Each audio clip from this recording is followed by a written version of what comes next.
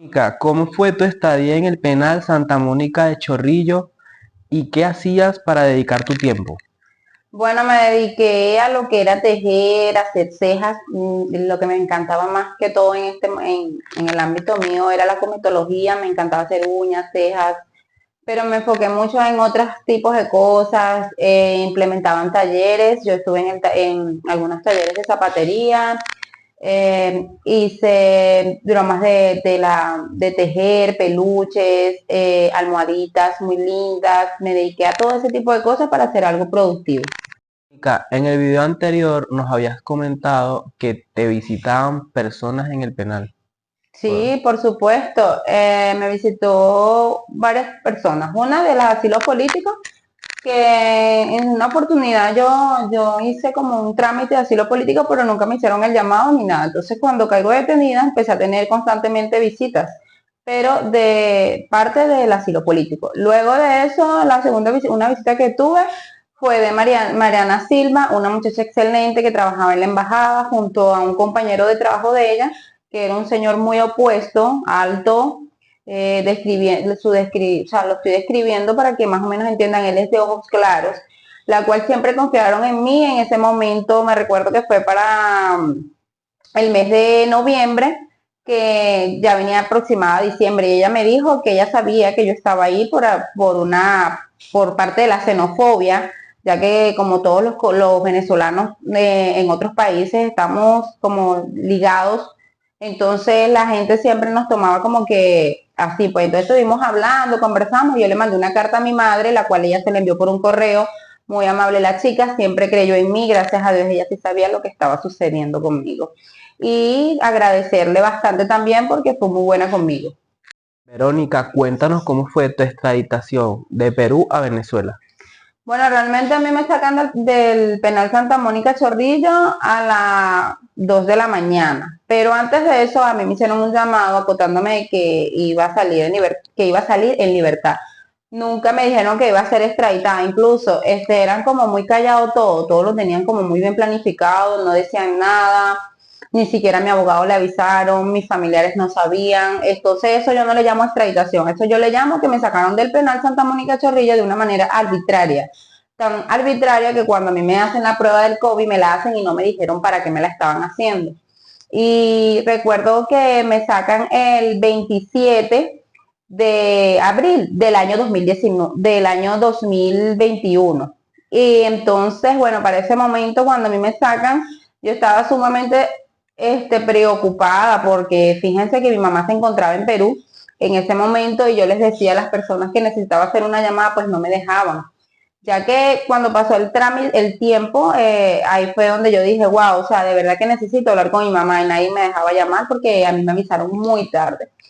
Sin embargo, a mí me sacaron a las 2 de la mañana. Antes de eso, que me sacan, me ponen a firmar algunas series de documentos y me decían que si yo no firmaba, a mí no me iban a sacar, que yo no iba a salir. Y yo le decía, pero ¿por qué? Y yo le decía, yo no puedo firmar nada sin mi abogado. Y me decían, tu abogado no puede saber. Entonces yo le dije, por favor, necesito hablar con la señorita Margot, y ella se negó en el momento a hablar conmigo, que es la directora del penal Santa Mónica Chorrillo. Entonces para ese momento fue donde le explico de que todo fue arbitrariamente, todo. Desde que empezamos hasta que yo llegué aquí, porque yo me vine en un vuelo comercial, la cual se llamaba Aerolínea Copa. Me ayudaron mucho Mariana Silva y el señor que les dije que me visitó. Bueno, ellos estuvieron ahí en el aeropuerto Jorge Chávez, ya que yo le supliqué de muchas maneras a esos funcionarios que quería ver a mi mamá antes de venirme a Venezuela, ya que mi mamá se encontraba allá en este país. ¿Cómo fue esta situación de que nos comentas que fue arbitrariamente? Cuéntanos.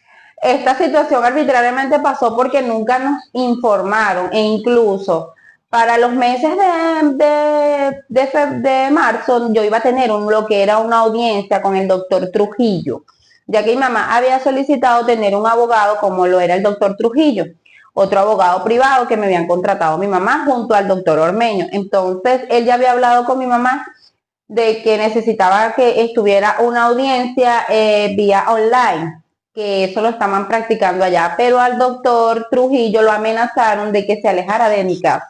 Entonces, por eso yo les digo que en este momento siempre hubo alguien metido en esto. Entonces lo amenazaron y él le dijo a mi mamá que le dijeron que se apartara del caso ya, la cual ellos no querían que nadie estuvieran, como les explico, metido en el caso, alguien que me quisiera defender. Entonces él pues se apartó del caso y en ese momento mi mamá contó fue con el doctor Ormeño nada más.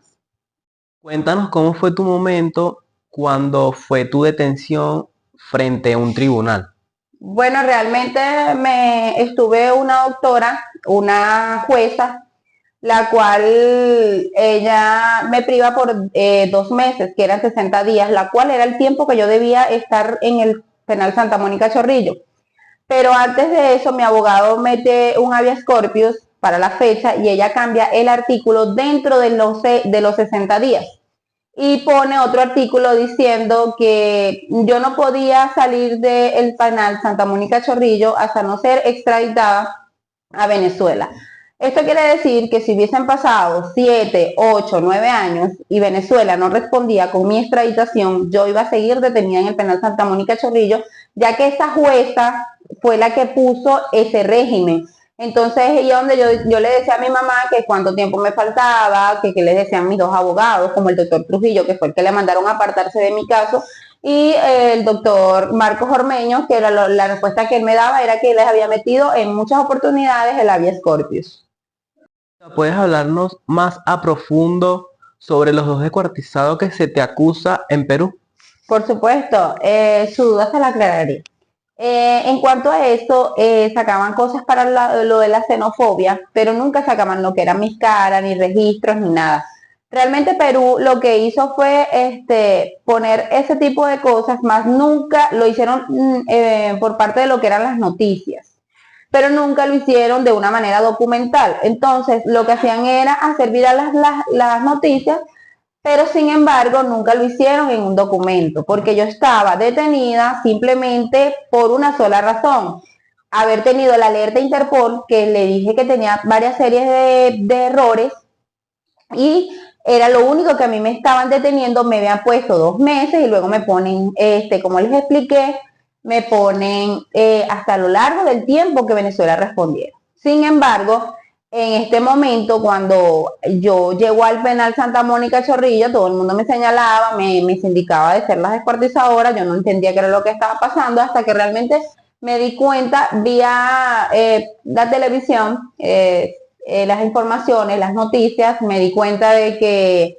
estaban vinculándome con personas. Yo preguntaba qué era lo que estaba pasando y mi abogado me dijo que estaba sufriendo de xenofobia, que realmente en un expediente yo no estaba metida, y sin embargo yo presuntamente yo decía, Dios mío, señor, ¿será que realmente yo tengo un expediente? Y me decían que no, que gracias a Dios mi abogado Trujillo y el doctor Marcos Ormeño siempre me hablaron con la verdad, pues de que yo no tenía nada que ver en eso, pero que la xenofobia fue fuerte. Tampoco sabría decirte por qué me pusieron de cabecilla del expediente, o sea, en la vía de las noticias, porque tampoco conozco a ese tipo de personas, no los conocía.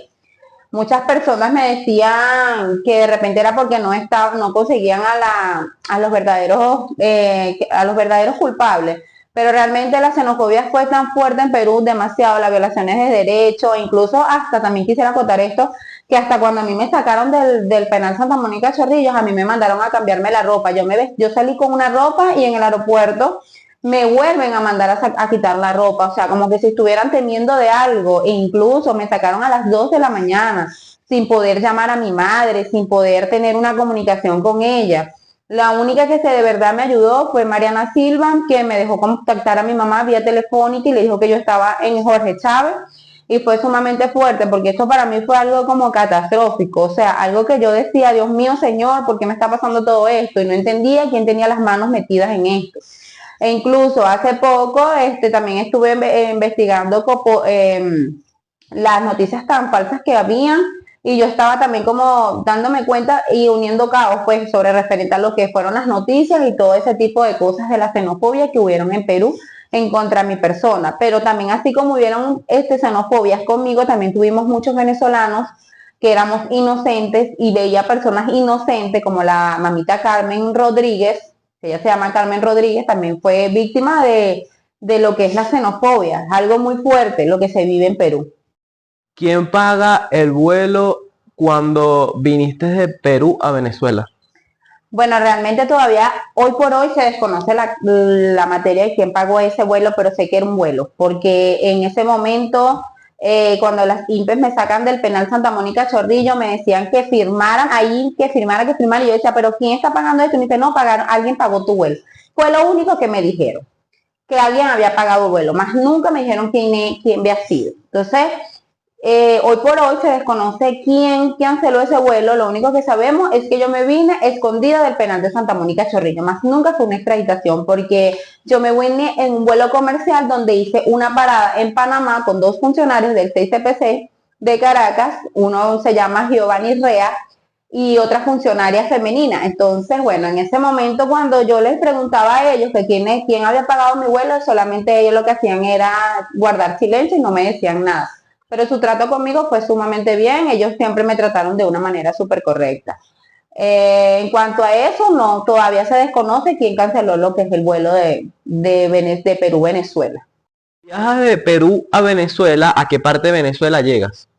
Bueno, como les dije anteriormente, yo llego a Perú, de Perú me mandan con un transbordo hasta lo que es Panamá, al aeropuerto de Panamá, y luego hice un transbordo para acá, para Venezuela, donde llegamos a Maiquetía, que es el aeropuerto de acá de Caracas, la capital de Venezuela, y bueno, ahí duré en Interpol Caracas 3 días, 2 días, perdón, disculpen, la cual yo estaba siendo requerida en donde nací, que es Valencia, Carabobo. Entonces, el tribunal de Valencia yo estaba siendo solicitada por lo que estaba en el control número 8.